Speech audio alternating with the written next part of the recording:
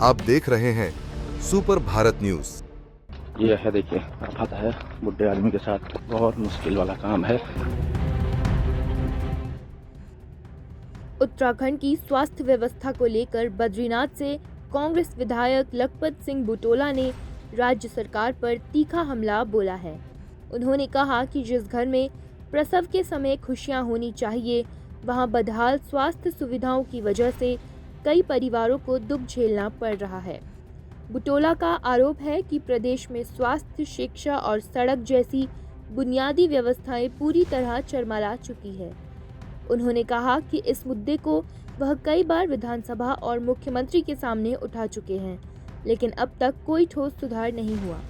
गोपेश्वर की एक पुरानी घटना का जिक्र करते हुए विधायक ने कहा कि पहाड़ों में स्वास्थ्य सेवाओं की स्थिति बेहद चिंताजनक है। उनका कहना है कि देहरादून में बैठकर पहाड़ की असल समस्याओं का अंदाज़ा नहीं लगाया जा सकता और सबसे ज़्यादा परेशानी आम जनता को उठानी पड़ रही है। ये है, देखिए आफत है बुढ़े आदमी के साथ, बहुत मुश्किल वाला काम है।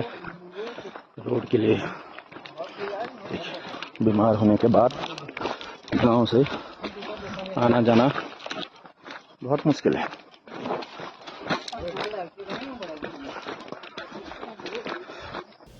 ऐसी बातों के लिए, ऐसी घटनाएं जब होती है तो हमारे पास अल्फाज नहीं है कि ऐसे संवेदनाएं जो लोगों को, जो आज इस परिवार में मैं ये कह सकता हूँ कि खुशियाँ होनी चाहिए। जब कोई महिला प्रसव होने का होता तो लोग के परिवार में खुशी होती है कि भाई नया बच्चा आएगा, नया मेहमान आएगा, लोग खुशियाँ मनानी चाहिए। लेकिन उस घर में यदि मातम मनाने का काम होता है तो आप सोच सकते हैं कि कितनी पीड़ा, कितना दर्द लोगों को होता होगा। मैं कई बार कह चुका, विधानसभा में भी कह चुका हूँ, इसको लेकर सम्मान्य मुख्यमंत्री जी को कह चुका हूँ।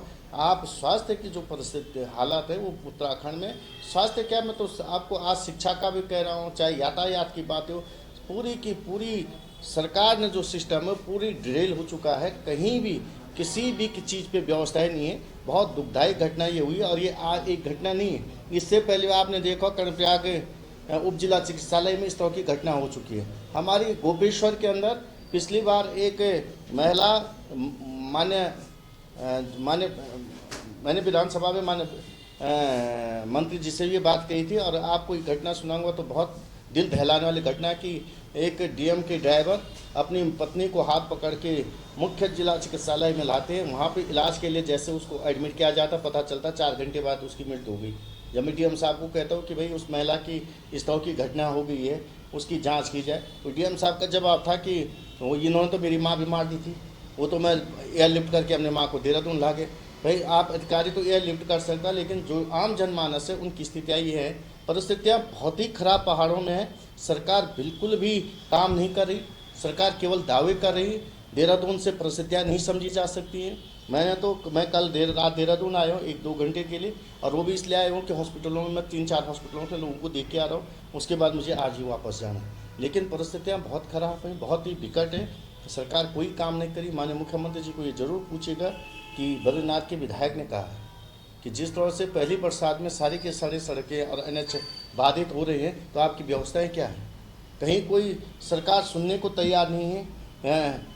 कहीं पे जितने भी मिसिंग लिंक से लेकर सड़कों की जो अव्यवस्थाएं हो रही है उसमें कोई भी काम नहीं हो रहा। मैं ये जरूर कह रहा हूँ कि सरकार सोई हुई है, सरकार केवल भ्रष्टाचार में लिप्त है, अपने कामों में लिप्त है, लेकिन उत्तराखंड की जनता को इनको कोई दर्द नहीं है।